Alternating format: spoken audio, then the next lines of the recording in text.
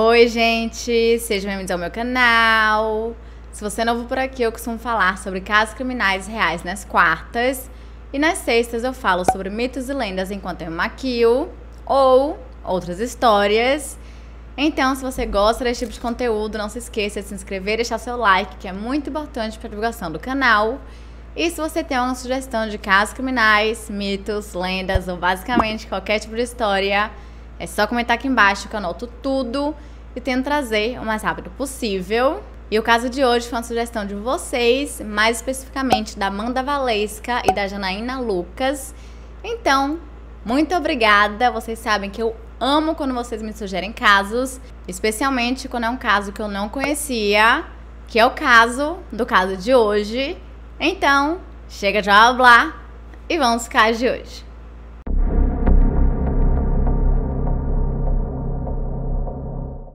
Dean Arnold Corll nasceu no dia 24 de dezembro de 1939 em Fort Wayne, na Indiana, e foi o primeiro filho de Mary Robinson e Arnold Edwin Corll.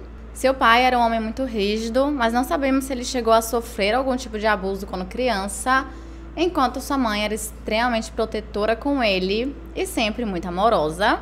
Em 1942, nasceu o segundo filho do casal, chamado Stanley Wayne Corll, mas apenas 4 anos depois, em 1946, Mary e Arnold decidiram se divorciar porque eles viviam brigando e tinham chegado no ponto onde eles não aguentavam mais.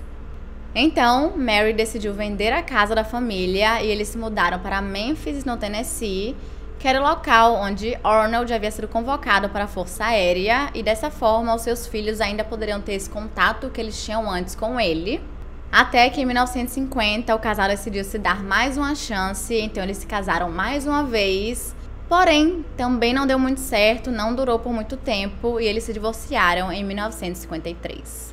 E Mary manteve a custódia dos filhos, mas o divórcio foi super amigável, eles ainda se davam muito bem, mas não como um casal, e os meninos viam o pai com bastante frequência.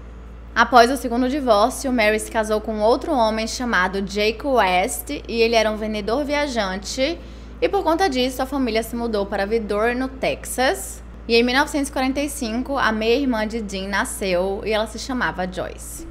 E nessa nova cidade tudo estava indo perfeito, melhor que isso, impossível.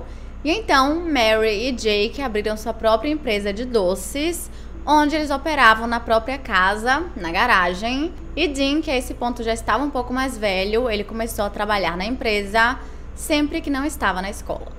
Dean sempre foi uma criança bem tímida e um pouco mais séria do que as outras crianças de sua idade, então ele não costumava socializar muito, mas costumava ficar bem preocupado com o bem-estar dos outros. Aos 7 anos de idade, ele teve febre reumática, mas isso só foi diagnosticado em 1950, quando ele estava no médico, onde foi descoberto que ele tinha problemas cardíacos, e por conta disso ele foi liberado de frequentar as aulas de educação física na escola. E conforme ele foi crescendo e se tornando um adolescente, ele permaneceu mais solitário, apesar de ter tido algumas namoradas do bairro ou do colégio. E durante seus anos na Vidor High School, seu único grande interesse era a banda de metais que tinha na escola, onde ele tocava trombone. E ele sempre se comportou muito bem e tirava notas boas e se formou em 1958. E após sua formatura, sua família se mudou mais uma vez, e dessa vez para o distrito de Heights, em Houston, onde eles abriram uma loja de doces chamada Pecan Prince. E em 1960, Dean foi morar com sua avó em Indiana, onde passou a cuidar de sua avó e ficou por lá por 2 anos. E durante esse tempo ele até namorou uma menina local, mas voltou para Houston em 1962 para voltar a ajudar nos negócios da família. E enquanto seu padrasto vendia os doces em suas rotas de venda, sua mãe administrava tudo e ele e o seu irmão mais novo, Stanley, operavam as máquinas que faziam os doces. Em 1963, Mary se divorciou de Jake West e nomeou Dean Corll como vice-presidente da empresa, e o irmão mais novo acabou se tornando tesoureiro. Mas além disso, eles também mudaram o nome, para não ficar ligado a Jake West, e a empresa passou a se chamar Corll Candy Company. Mas, no mesmo ano, um dos funcionários da empresa chegou a conversar com Mary dizendo que Dean estava fazendo alguns avanços sexuais em cima dele, bastante, demonstrando um certo interesse, só que em um nível a mais, ele não estava se sentindo confortável com aquilo. Porém, ao invés de Mary conversar com Dean e mandar ele parar com isso, adivinha? Ela demitiu o funcionário. No dia 10 de agosto de 1964, Dean Crowell foi convocado para o Exército dos Estados Unidos e designado para o treinamento básico em Fort Polk, em Louisiana. Mais tarde, ele foi transferido para Fort Benning, na Geórgia, antes da sua designação permanente em Fort Hood, no Texas, onde passou a trabalhar como reparador de rádio. E aparentemente ele odiava completamente o serviço militar, então ele pediu por dispensa, dizendo que ele tinha que ajudar sua família com os negócios e que ele era indispensável. Então o exército permitiu que ele se retirasse e ele ainda recebeu uma dispensa militar honrosa no dia 11 de junho de 1965. Em seguida, ele voltou para Houston e continuou seu trabalho na empresa. E no mesmo ano, a Coral Candy Company se mudou para uma outra rua e dessa vez eles ficavam localizados em frente a uma escola primária, onde Dean ficou conhecido por distribuir doces para as crianças locais. Geralmente sempre eram meninos que estavam entrando na adolescência ou adolescentes. E não demorou muito até que ele passasse a receber o apelido de Candyman, ou o Homem dos Doces. E eu acredito que a esse ponto vocês já tenham percebido que a relação de Dean com a loja não era tão saudável quanto parecia, e ele já demonstrava seu interesse por meninos menores de idade há um bom tempo. A empresa, que já era bem conhecida na área, começou então a contratar vários funcionários, sempre meninos jovens, com quem Dean sempre era visto flertando. E ele chegou ao ponto de instalar uma mesa de sinuca no fundo da fábrica, onde ele constantemente reunia vários jovens, sendo eles funcionários ou apenas outros meninos que eram ali da região. Dentre eles estava David Brooks, de apenas 12 anos de idade, e era uma das muitas crianças a quem Dean dava doces de graça. Não demorou muito até que Dean começasse a demonstrar um interesse a mais por Brooks, e ele costumava levá-lo juntamente com outros meninos para as praias do sul do Texas. E toda vez que David Brooks mencionava que ele estava sem dinheiro, Dean lhe dava. Seus pais também eram divorciados e enquanto seu pai morava em Houston, sua mãe havia se mudado para Belmont, a 135 quilômetros de distância. Em 1970, quando ele estava com 15 anos, ele abandonou a escola e foi morar com a mãe, mas sempre que visitava o pai, ele também passava para ver Dean. E com o tempo, o que parecia ser uma amizade inocente, pelo menos para David, rapidamente se tornou um relacionamento sexual por pura insistência de Dean. Voltando para 1968, Mary, a mãe de Dean, juntamente com sua irmã chamada Joyce, decidiram se mudar para o Colorado porque o terceiro casamento de Mary não tinha dado certo e a empresa estava falindo, então ela foi fechada em junho daquele mesmo ano. E embora ela conversasse bastante com seu filho pelo telefone, ela nunca mais o viu. E pouco tempo depois, Dean começou a trabalhar em uma empresa chamada Houston Lighting and Power Company e foi lá onde ele trabalhou pelo resto de sua vida. Mas infelizmente, a história não para por aqui. De 1970 a 1973, Dean Crowell matou pelo menos 28 pessoas.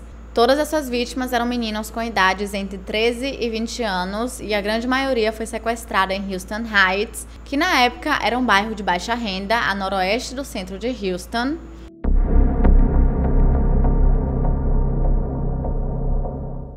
As vítimas geralmente eram atraídas para dentro de sua van, onde ele dizia que iriam para uma festa ou apenas lhe oferecia caronas, onde ele rapidamente começava a oferecer doces, bebidas ou drogas até chegarem em sua casa. Quando chegavam lá, ou eles já estavam desmaiados ou muito perto disso e eram presos com algemas, forçados a tirarem suas roupas e em seguida amarrados na cama, onde eram abusados sexualmente e torturados de todas as formas possíveis. E isso poderia durar por horas ou por dias. E eles sempre eram assassinados por estrangulamento ou levavam um tiro com uma pistola de calibre 22. Depois, seus corpos eram enterrados em algum lugar, geralmente em um galpão de barcos alugado, uma praia da península de Bolivar, uma floresta perto do lago de Sam Rayburn, que era onde a sua família tinha uma cabana, ou em uma praia em Jefferson County.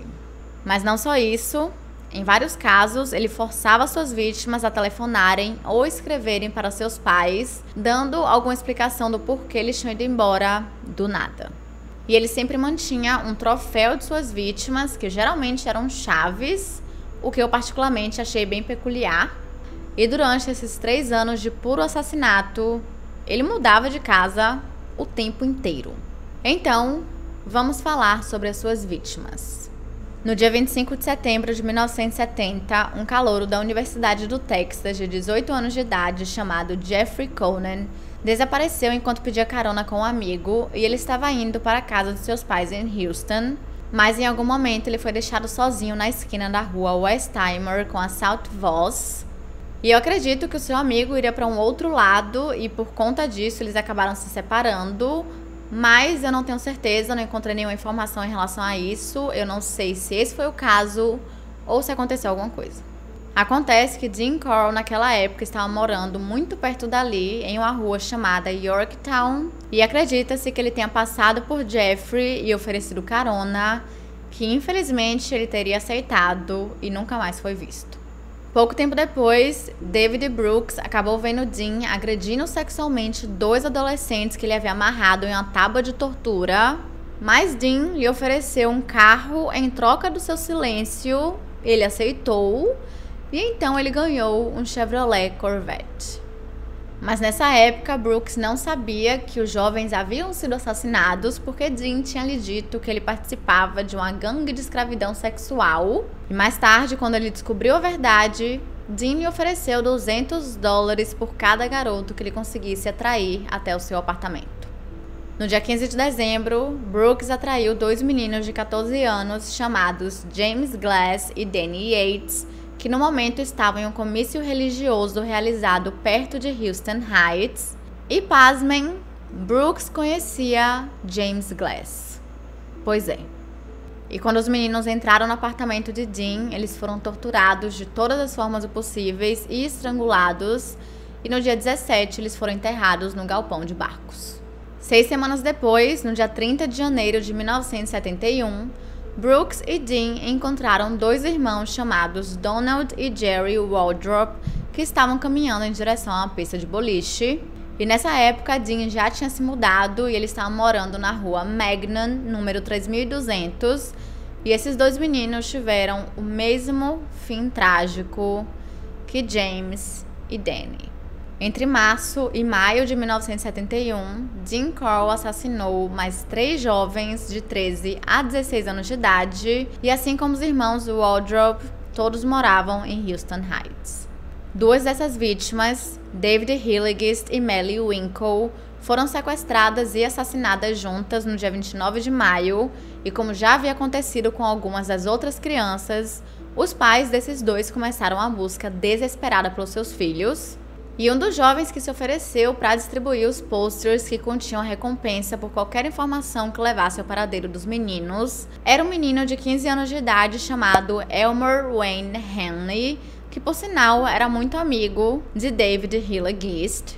E se lembrem desse nome porque sim, ele vai aparecer muito em breve. No dia 17 de agosto, Brooks e Dean encontraram mais um jovem. Dessa vez ele tinha 17 anos de idade e se chamava Ruben Watson, que também era um conhecido de David Brooks. E naquela noite, os 2 encontraram Ruben caminhando de volta para casa após sair do cinema. E quando eles perguntaram se ele queria ir para uma festa, ele super aceitou. Afinal, ele já conhecia Brooks, então definitivamente ele não imaginava o que iria acontecer logo em seguida. No inverno daquele mesmo ano, David Brooks apresentou mais um jovem para Dean, só que acontece que esse jovem era Elmer Wayne Henley. Lembram? Pois é.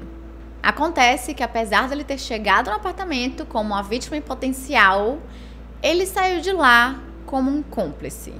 Vocês estavam esperando por esse plot twist? Porque eu não. Dean ofereceu a mesma coisa que tinha oferecido para David Brooks, dizendo que ele receberia uma taxa de $200 por qualquer garoto que ele conseguisse atrair para o apartamento, e ainda disse que ele estava envolvido em uma quadrilha de escravidão sexual operando em Dallas. E Henley aceitou 100% a oferta.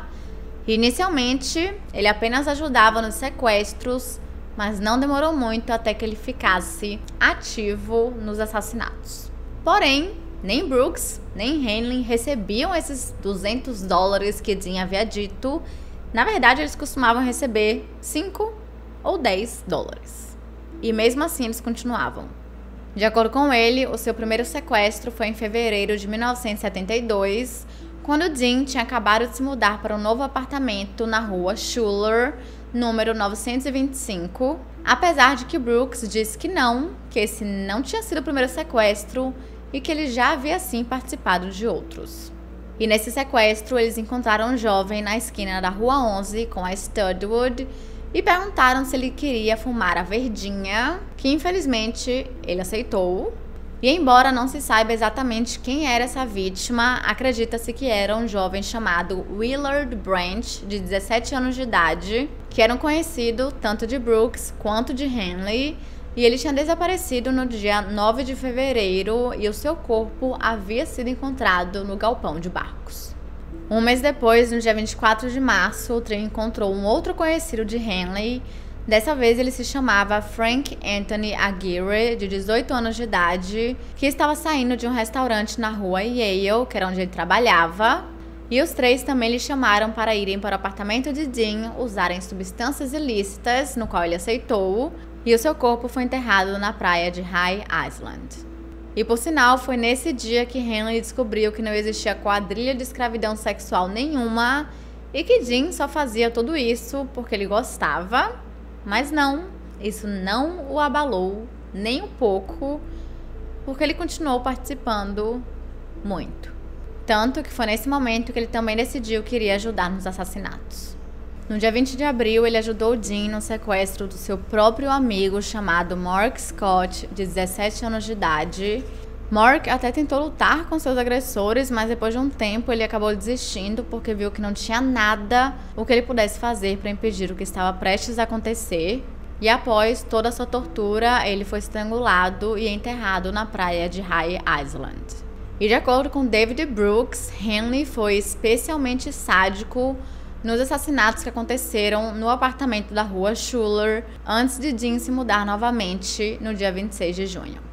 Nesse apartamento, Henley ajudou no sequestro e assassinato de dois jovens chamados Billy Bausch e Johnny Deloney, e ambos imploraram muito pelas suas vidas, mas Henley estava nem aí e matou os dois. Billy foi estrangulado, enquanto Johnny, além de ser estrangulado, também levou um tiro. Ainda na rua Schuler, o trio atraiu mais um jovem, dessa vez Billy Rindinger, de 19 anos de idade, mas de alguma forma Brooks conseguiu convencer Dean a libertar Billy após ser abusado sexualmente.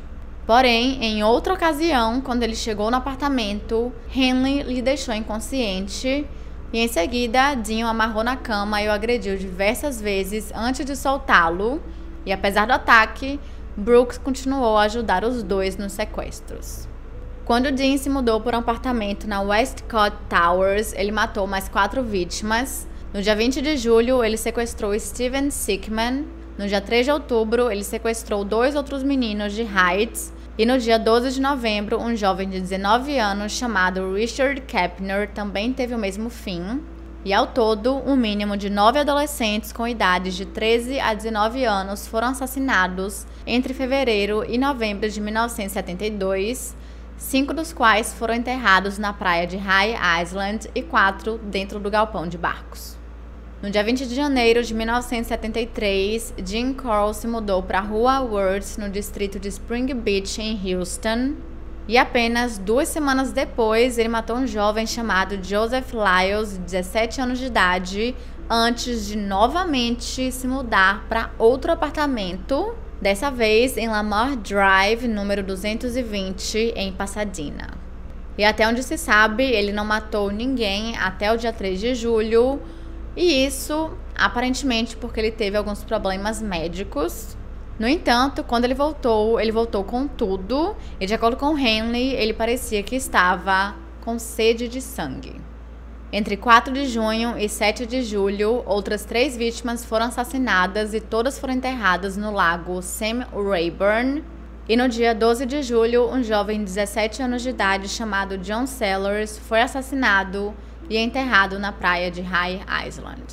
E no mesmo mês, David Brooks acabou se casando com sua noiva, que estava grávida, e durante esse período que ele ficou um pouquinho fora, Henley foi a única pessoa responsável por atrair jovens para Dean Corll. E entre 19 e 25 de julho, ele ajudou no sequestro e assassinato de mais 3 jovens que estavam entre 15 a 18 anos de idade, e enquanto um deles foi enterrado no lago Sam Rayburn, todos os outros foram enterrados no galpão de barcos. E então, no dia 3 de agosto de 1973, Dean Corll matou a sua última vítima, dessa vez um menino de apenas 13 anos de idade, chamado James Dremala, que estava passeando de bicicleta em Pasadena, e ele também foi enterrado no galpão. Na noite do dia 7 de agosto de 1973, Henley, que agora estava com 17 anos, chamou um jovem de 19 chamado Timothy Cordell Curley para participar de uma festa na casa de Dean. Lá, eles usaram algumas drogas e beberam bastante, até que por volta da meia-noite, os dois decidiram comprar sanduíches e saíram do apartamento. Depois, eles foram para Houston Heights, onde Timothy estacionou perto da casa de Henley. E então, Henley saiu do carro em direção à casa de uma menina chamada Rhonda Williams, de 15 anos, que eu acredito que era amiga dele. E naquela noite, ela havia sido espancada pelo pai, que estava muito bêbado, e Henley lhe convidou para passar a noite na casa de Dean, até que a situação melhorasse, e ela aceitou. Aproximadamente às 3 horas da manhã do dia 8, o trio chegou na casa de Dean, só que Dean não gostou nem um pouco disso. Não pelo fato de ele ter levado estranhos para sua casa, porque isso era normal, mas pelo fato de que Henley havia deixado uma garota entrar em seu apartamento e ainda disse que ele havia estragado tudo. Mas depois que Henley explicou toda a situação dela com o pai, ele pareceu se acalmar e então todo mundo voltou a beber tranquilamente. Só que não. Acontece que algumas horas depois, Henley, Rhonda e Timothy desmaiaram, e quando Henley acordou, ele estava sendo algemado por Dean, e os outros dois ainda estavam inconscientes, e obviamente ele ficou sem entender completamente nada. E nessa hora, Dean falou para ele o quão furioso ele estava por ter levado uma menina para o seu apartamento, e disse que mataria os 3 após torturar Timothy Curley. Em seguida, Dean arrastou Henley para a cozinha, onde o ameaçou com uma pistola. Mas Henley disse que estava tudo bem, que ele ajudava a matar os outros 2 sem problema nenhum. E funcionou, ele foi libertado e os dois começaram a torturar Rhonda Williams e Timothy Curley. Mas no meio do processo, os dois acordaram e começaram a perguntar o que estava acontecendo e se Henley não iria fazer nada para impedir aquilo. Henley chegou a perguntar para Dean se ele poderia levar Rhonda para outro quarto para que eles não ficassem juntos. Mas Dean simplesmente o ignorou e foi então que Elmer Henley pegou a pistola que estava no chão e apontou para Dean, dizendo que ele tinha ido longe demais. Mas como Dean começou a gritar, mandando que ele realmente atirasse e dizendo que ele não iria fazer isso, Henley atirou 2 vezes, depois outras 2 e por fim mais 3. E após matar Dean Corll, Henley, Timothy e Rhonda ficaram discutindo o que eles iriam fazer. E por Henley, eles simplesmente iam embora, seguiam suas vidas e esqueciam toda aquela maluquice que tinha acontecido. Mas Timothy disse que não, que eles tinham que ligar o mais rápido possível para a polícia. E foi isso que eles fizeram. Às 8h24 da manhã, Henley ligou para a polícia de Pasadena e poucos minutos depois eles chegaram no local. E quando foi levado para interrogatório, Henley contou tudo o que tinha acontecido desde 1970 e inicialmente os policiais não acreditaram muito porque realmente a história é muito surreal para ser verdade e os investigadores acharam que ele estava contando toda aquela maluquice apenas para meio que justificar o motivo pelo qual ele teria matado Dean Corll. Mas quando Henley deu alguns dos nomes das vítimas e os policiais viram que realmente aquelas pessoas estavam oficialmente relatadas como desaparecidas, eles começaram a acreditar um pouco mais na história. Quando os policiais foram até o apartamento de Dean e começaram a analisar a cena do crime, eles perceberam que o quarto onde os 3 adolescentes haviam sido amarrados era coberto por um lençol de plástico transparente, além de que eles também encontraram a tábua de tortura que tinha meio que 2 algemas presas nela. Também foram encontrados uma grande faca de caça, 2 rolos de plástico transparente, alguns tubos finos de vidro e muitas cordas. E a van de Dean, que estava estacionada na garagem, também tinha algumas coisas um tanto quanto suspeitas, como por exemplo, todos os vidros eram cobertos por uma cortina escura. E na traseira do veículo foram encontradas mais cordas, um tapete bege coberto de manchas e também uma caixa de madeira que tinha vários furos de ventilação. E dentro dessa caixa tinha vários fios de cabelo humano. Mais tarde, Henley concordou em acompanhá-los até o galpão de barcos de Dean, que ficava no sudoeste de Houston, onde ele tinha alegado que os corpos da maioria das vítimas haviam sido enterrados ali. Dentro do galpão foi encontrado um carro semi-acabado que tinha sido roubado de um lote de carros usados em março, uma bicicleta de criança, alguns sacos vazios de cal e uma caixa lotada de roupas de adolescentes. E quando o local começou a ser escavado, foram encontrados vários corpos em vários estados de decomposição e a grande maioria estava enrolada em um saco plástico transparente. E até o dia 8 de agosto de 1973, um total de 8 cadáveres foram descobertos no galpão de barcos. Nesse mesmo dia, David Brooks, juntamente com seu pai, foi até a delegacia de polícia de Houston e negou qualquer envolvimento com os assassinatos, mas admitiu que ele tinha conhecimento de praticamente todos e que tinha ajudado nos sequestros. No dia seguinte, os investigadores acompanharam Henley até o lago Sam Rayburn, no condado de St. Augustine, onde mais 2 corpos foram encontrados em covas rasas. E no mesmo dia foram encontrados mais 9 corpos no galpão de barcos e Brooks concordou em acompanhar a polícia até a praia de High Island e mais 2 vítimas foram encontradas. E nos dias seguintes eles voltaram aos locais para continuarem as buscas e mais 4 corpos foram encontrados, totalizando 27 vítimas conhecidas e se tornando a pior matança na história americana na época. Henley ainda insistiu que tinham mais 2 vítimas enterradas no galpão e mais 2 enterradas na praia de High Island. E o caso ficou conhecido na mídia como os assassinatos em massa de Houston, ou The Candyman Killer, e ele estava em todos os lugares, praticamente só se falava nisso. Eu acho que eu até encontrei uma notícia em português, se eu achar eu deixo na tela para vocês. E até mesmo o Papa Paulo VI falou da natureza brutal de todos os crimes e ofereceu suas condolências a todas as famílias. E com toda a atenção da mídia, a polícia dos Estados Unidos foi inundada com casos de meninos desaparecidos que talvez pudessem estar relacionados ao caso do The Candyman Killer. E é aqui que vocês vão sentir ainda mais raiva, porque as famílias das vítimas criticaram muito a polícia de Houston, porque eles não lidaram com os casos de desaparecimento da forma que eles deveriam lidar.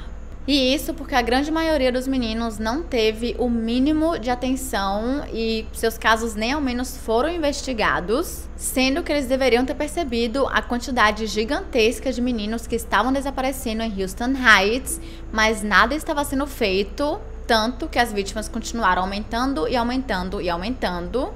E outros familiares também disseram que os policiais simplesmente diziam que seus filhos haviam fugido por livre e espontânea vontade, mesmo que os pais falassem que não, que eles não tinham motivo nenhum para isso, que eles eram muito felizes. E a grande maioria nem ao menos se metia em problemas, além do fato de que a grande maioria saía de casa apenas com a roupa do corpo e alguns centavos.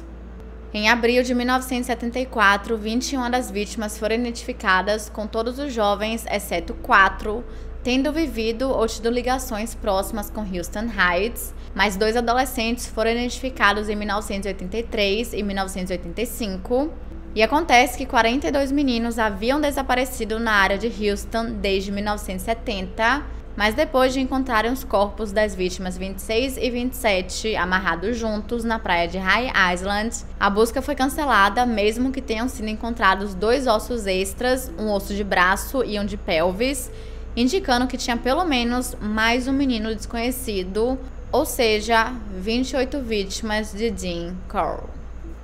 Mais tarde, alguns ex-funcionários da empresa de doces da família de Dean foram até a polícia e falaram que algumas coisas um tanto quanto esquisitas aconteceram antes de 1968, quando o terceiro casamento de sua mãe, Mary, estava começando a dar errado e a empresa estava começando a falir. Como, por exemplo, Dean começou a afirmar que ele estava enterrando doces estragados para evitar contaminação por insetos, e depois toda essa região onde ele enterrou esses doces foi cimentado. Suspeito. Mais tarde, ele também foi visto cavando um terreno baldio, que alguns anos depois se tornou um estacionamento. Mas não só isso, naquela época, ele tinha vários rolos de plástico transparente, exatamente iguais aos plásticos que ele utilizou para enterrar suas vítimas e para cobrir a cena do crime. Então, por conta de tudo isso, acredita-se que ele tenha começado a sua matança muitos anos antes de 1970. No dia 13 de agosto de 1973, um grande júri se reuniu no condado de Harris para ouvir as evidências contra Elmer Henley e David Brooks. As primeiras testemunhas a depor foram Rhonda Williams e Timothy Curley, que foram os que estavam no momento em que Dean Corll foi assassinado. Outra pessoa que testemunhou foi Billy Riediger, que foi o jovem que Brooks conseguiu convencer Dean a libertar. E após ouvirem mais de 6 horas de depoimentos de várias pessoas, o júri inicialmente indiciou Henley por 3 acusações de assassinato e Brooks por uma, e a fiança foi fixada em $100 mil. Depois, o promotor público solicitou que Henley fosse submetido a um exame psiquiátrico para deduzir se ele era mentalmente competente para ser julgado, mas seu advogado, Charles Melder, se opôs à decisão, afirmando que a ação violaria os direitos constitucionais de Henley. E quando o grande júri concluiu sua investigação, Elmer Henley havia sido indiciado por um total de 6 assassinatos, mas não foi acusado pelo assassinato de Dean Corll, que foi considerada como legítima defesa, e David Brooks foi acusado de 4 assassinatos. No dia 16 de julho de 1974, Henley foi condenado a 6 penas consecutivas de 99 anos para cada um dos assassinatos pelos quais foi acusado, ou seja, não vai sair nunca. E ele tentou apelar sua sentença porque aparentemente o júri inicial já tinha algumas informações antes de entrar no tribunal. Então sua apelação foi aceita e ele recebeu um novo julgamento que aconteceu em dezembro de 1978, mas novamente ele foi condenado por 6 assassinatos no dia 27 de junho de 1979 e novamente foi condenado a 6 penas consecutivas de 99 anos. E o julgamento de David Brooks durou menos de uma semana.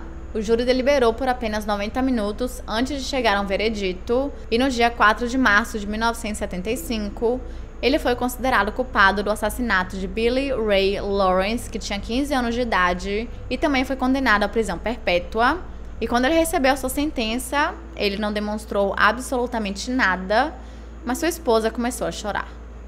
E enquanto Elmer Henley amava falar com as pessoas, dar entrevistas, aquela coisa toda, David Brooks não, ele não conversou com ninguém, ele não deu entrevista nenhuma durante todos os seus anos de prisão, mas ele também recorreu à sua sentença, alegando que as confissões assinadas que foram utilizadas contra ele foram feitas sem que ele fosse informado sobre os seus direitos legais. Mas o seu recurso foi rejeitado em maio de 1979 e David Brooks faleceu ano passado, 2020, por conta do Covid.